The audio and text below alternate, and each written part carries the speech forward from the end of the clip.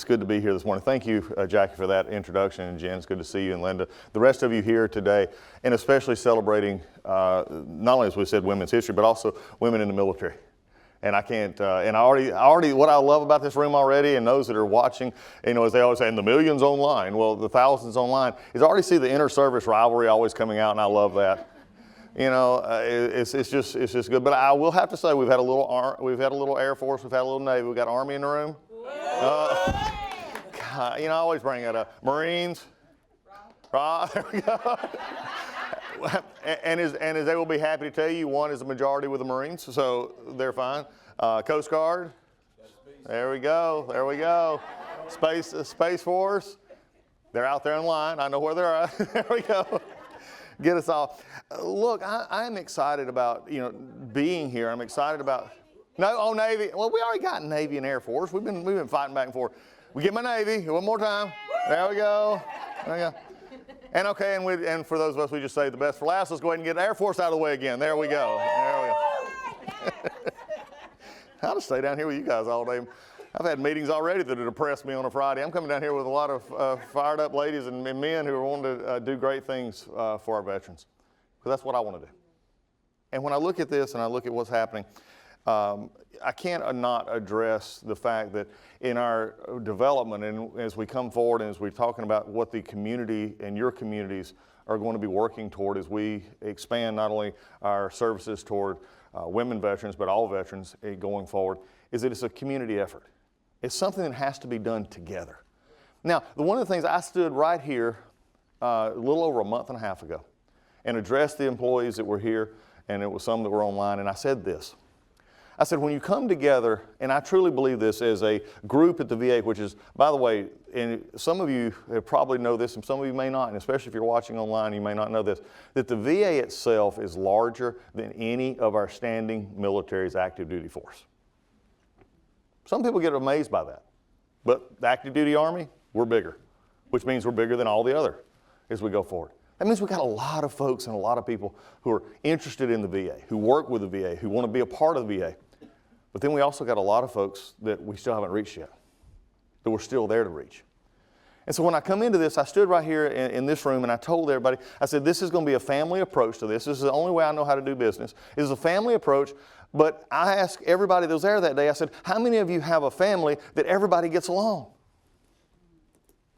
It was about like that. Yeah, you know, believe me, I'm a Baptist preacher, so I know about shuffling and feet. Like, you know, preacher, you don't went from preaching to, you know, to stepping on my toes at that point. But everybody, we all have issues. We all have, you know, I've been married for 36 years to a 5'2" blonde woman who I fear no man, and one woman, she's it. And after 36 years of marriage, I've been right maybe a handful of times. And I'm okay with that because you learn and grow. But families are that way. My brother and I can be completely more different. But yet, nobody else is going to, I'll pick on my brother, but nobody else is. You know, we're not going to do that. So when we come together for looking at change and we look at things in the VA and we look at how we're going to do that, think about where we've come from women's access to the VA in just the last 20 years. In my branch of the Air Force and Navy and others, we're the women veterans are the fastest growing in many of our organizations. And the VSOs that are here today and the nonprofits that are here today, your women are becoming more and more not just participants but leaders in where they need to be. Because it's a part of a family. So when we get together and we start blending this together, the question is not where our differences are, but where our agreement is. And this is what I've been doing for 6 or 7 weeks now. And some of you hopefully may have noticed, there's 2 things that I do not tolerate. I do not tolerate people who scare my veterans, and I do not tolerate people who scare my employees. It's just not going to happen. We'll deal in truth, we'll deal in honesty, and we'll have, as I like to call it, loving disagreements.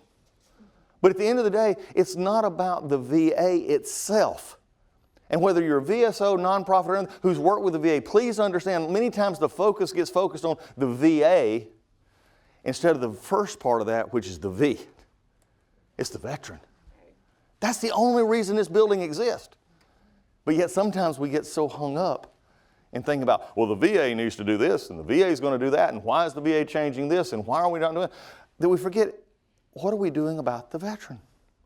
How are we actually going about, when I heard, again, that statistic just a minute ago, 1 million women veterans who have no contact with the VA. That should be stunning to us. But you know what I want to tell you my priorities here? Number one is the veteran first. They hear it every time. You hear it every time of me. The veteran is going to be first. We're going to put resources and allocations back to where it needs to be, and that is where the veterans are. That's prosthetics, that's disabilities, that's claims, that's all those things. And all that we're doing, that's where we're going to be. We're going to keep that up. So, and we're going to have differences how to get there. But I do have an interesting issue. And I bring this up because I think women who have broken the barriers, and I've addressed this when I was a Congress person, that we would have facilities in which the female veteran was the largest growth component of that facility, but yet we did not have basic care for females in those facilities. Guess what? That's changing. We're going to make sure that actually happens. Mammograms, things like that are going to be able to get there quicker, faster, getting those visits that need to happen, dealing with cancers and others that we all have come in contact with. Why are we not opening those doors quicker? Well, the thing about it is, the first thing that always jumps out is, well, we need more money and people. I just have to remind everyone that's watching that over the past 4 years, we spent tens of billions of dollars, tens of billions over 100, and tens of thousands of people. And yet, every day, people complain about, I'm not getting this, I'm not getting that. We hear it from our VSOs, we hear it from our nonprofits, we hear it from our veterans, and we have those that I dealt with just recently who said, I just quit, I don't go to the VA anymore. So it's not always about money and people. It could be about, are we built on a firm foundation to be the service organization that we're supposed to be? Just like all of you who are participating today. Service is what the VA is about. It's about taking care of all who have earned the health care and earned the benefit. So when I look out at you and I see this forum, and I've been so proud to be a part, from the moment it was said, would you like to come speak, before she could get it out, it was yes. Because I want you to know that there's a commitment from the highest level that we're going to continue to work together to make the benefits available, and especially to our women veterans. Because there's nobody going to be left behind. There's nobody going to be put beside. And if people want to use the VA, then I'm going to have every door open for them. And if they want to use it with our facilities, they want to use the community, wherever they want to use it, that's going to be what they get. But then I need your help, because there's one last thing I'm going to touch on. The homelessness issue among our veterans, our female veterans, our male veterans, and our suicide issue, our death by suicide. These two, I am looking at every way possible to actually make improvement here. We have spent, over the past 5 years, 6 years, we can go back 7 years, between $15 and $20 billion on these programs. Homelessness and suicide. We've done that through prevention on suicide, almost $588 million just in a recent budget, $2.3 billion roughly in treatment and care and counseling. On the homelessness side, it's about $3 billion. But yet we've seen some of our homelessness numbers go down as compared to the national average, but there's still over 40,000 that we can count that are homeless veterans or not having adequate shelter. I'm also actually concerned, and I'm working with Bobby Kennedy over at HHS and other places, and also with Brooke Rollins at AG, that I'm concerned about those veterans who don't have enough adequate, good places to get good meals and have food deserts in which they cannot gather anything but fast food and stuff that actually tear down our veterans' ability to stay healthy. But then it comes to suicide. No matter what number you use, 17 to 20 to 40, I've seen so many. Did you realize that 17 number, if you just use that number, that over half of those who die by suicide have never had a contact with the VA? Never had a contact with the VA. We spend $588 million a year. I would spend $10 billion, and I know the gentleman across the street, President Trump, would be with me every step of the way if we could lower that number to none. This is not a time about money, it's how we're actually doing it. And this is one of the main reasons I wanted to come speak to you. I need your help. Because there's people that we're not reaching. There are women veterans, 1 million of which we're not reaching. And if they want help at the VA, then I want them to come in, walk with them, hold their hand, bring them in. If they're in a desperate place, do that. But if they don't want to come, then you be the battle buddy, the warrior, the airman, the wingman, whatever it needs to be, whatever it is, start engaging your fellow veterans. I can't do it all. The VA can't do it all. In fact, we got to quit trying. We got to work together to do this together. So let your story be told. Let your legacy live on.